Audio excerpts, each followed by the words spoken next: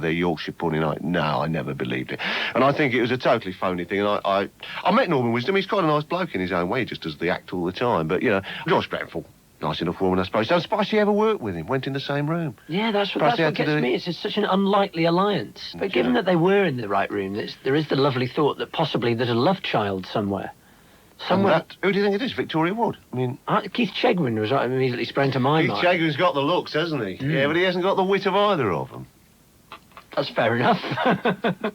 Entirely fair. It's an unlikely alliance. It's like Barbara Cartland and Bobby Davro. I wonder if they'll ever do a song. I'd like to hear it. I've got Barbara Cartland's album. I'd have brought that in, but I don't want it to go in 101, of course, you know. She's got an album? Have you never heard it? No. She sings, she recites stuff, like things like, every woman's dream is to be carried away by a sheik. I'm pretty sure she says sheik. Kind of across the sands of the desert. And then she goes into One Alone, you know, from the Desert Song with an orchestra. Yeah. She's horrendous, but it's so awful, nobody would part with it. That's what I mean by good, bad. It's not going to go in because I can't allow on the same day for the admissions people in room 101, Geordie, Susan Polish-Schultz, Joyce Grenfell and Norman Wisdom to go in.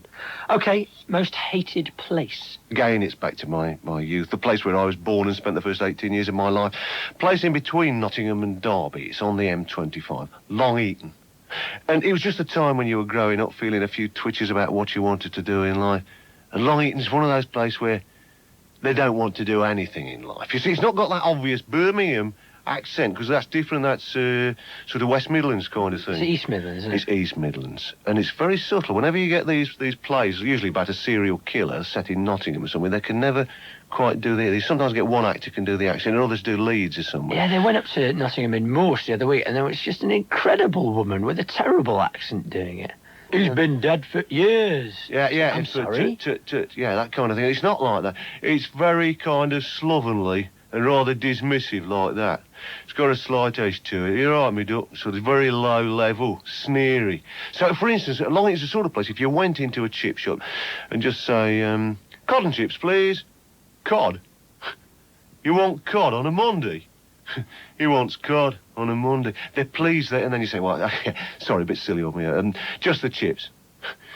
What time is it? Doreen, he wants chips at 9 o'clock.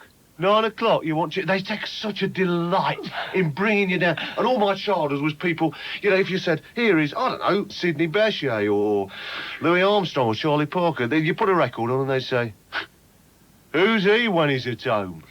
And you think, well, for a start, he's not at home. That's the whole point. You're at home, twerp. He's not at home. But I like that sort of attitude. I mean, the people are a bit like that in Stoke. Not all of them, but I mean, if I go home, I find it refreshing.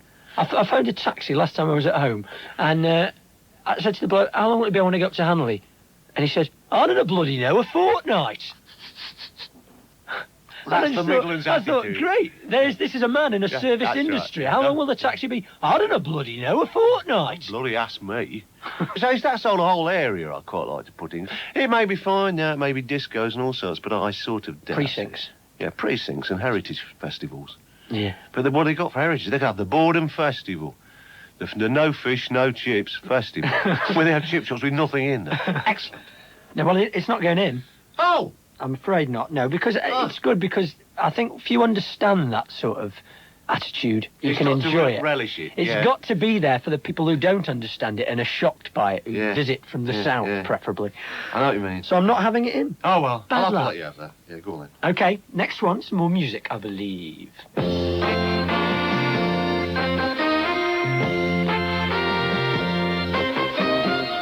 packing up my memories. I'm gonna move on out of your life. Stop wasting my time.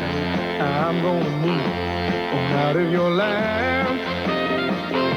'Cause there ain't... That doesn't sound too bad, does it? Well, it's not that bad, is it? No, I've always liked his voice anyway. Alan's, have you? Yeah. Well, for anybody who's... Why should you know? I suppose everybody doesn't know. I mean, I was with the Alan Price set 65 to 67 playing the trumpet. And I was on that record. So it's not like today where people go away for 3 months and come out with like a single or something like that. You know, it's absolutely ridiculous. We get 3 hours. Alan, book for 3 hours. Come on, don't waste money. He's paying for it. And so we go dashing in. And you do the single in the first 40 minutes or so. You just practice 2 takes, And they say, yeah, that's fine. And then while we're here, don't waste the time. Let's put some things down for a future album. He's paid. And we just take him away. And I remember we'd done a single that morning with Lulu, of all people. And we had it. It never got in the charts. We were on top of the pots with Lulu singing that. But he said, right, come on, fill the time, get Lulu out. And so we did a thing we were doing in the show at the time, which was Getting Mighty Crowded. The Betty Everett song was quite nice. Trouble is, the trumpet bits at the end of when he goes, Getting Mighty Crowded for me, and we go, which was a bit wearing. You should have brought your trumpet with you instead, shouldn't you? Yeah, that was a mistake. Now, the tenor player who's sharing with me, because the baritone player went, because they did that in fact, we did our whole repertoire, like, they call me Mr. Pitiful, midnight hour, so any tune Alan shouted, people thought, hey, they've got all these arrangements, they were all the same thing. But the baritone player was going, and we were going, and I thought, this is really wearing. We'd had a long morning, I'm playing trumpet. Steve Gregory was the tenor. He's usually very accurate. And we kept taking it, and every time we got to the end, because Alan would say, repeat it at the end. Too crowded for me. And keep repeating it. And we got right to the end, and Steve would go, sorry. Oh, do it again, Jesus, because you have to keep doing it again. And the last take, I said, we've got to get it right. Come on, my lips go. And we got right to the end and went, and I went, I thought, damn, it's me that's got it wrong. They said, forget it, we haven't got time for all that. We'll fade it. It'll be faded. I said, fine. That's the one they kept.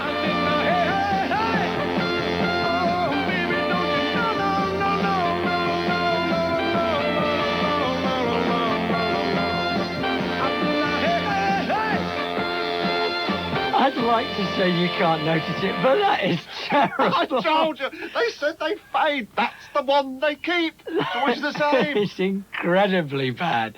That's a good reason not to put it in room 101, really. You mean you want to take it home and listen to it again? Thanks very much. You can have my copy. To keep you on your toes, to always remember that these things can happen to you. Anyway, Alan Price is already in room 101. Is he? Yeah, for doing Andy Cap, the musical. Oh, gosh, I went to see that in my collecting capacity. That's a very bad one.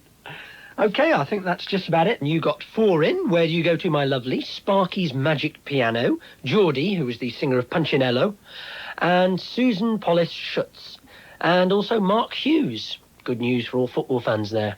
Thank you very much. Room 101 was presented by me, Nick Hancock, and starred guest John Walters. The producer was Lissa Evans. He started the profession, and his tricks he handed down. So everyone who has a yen to be a happy man calls on Punchinello to help him if he can. Punchinello, hey Punchinello, la la la la la la la, you wonderful fellow.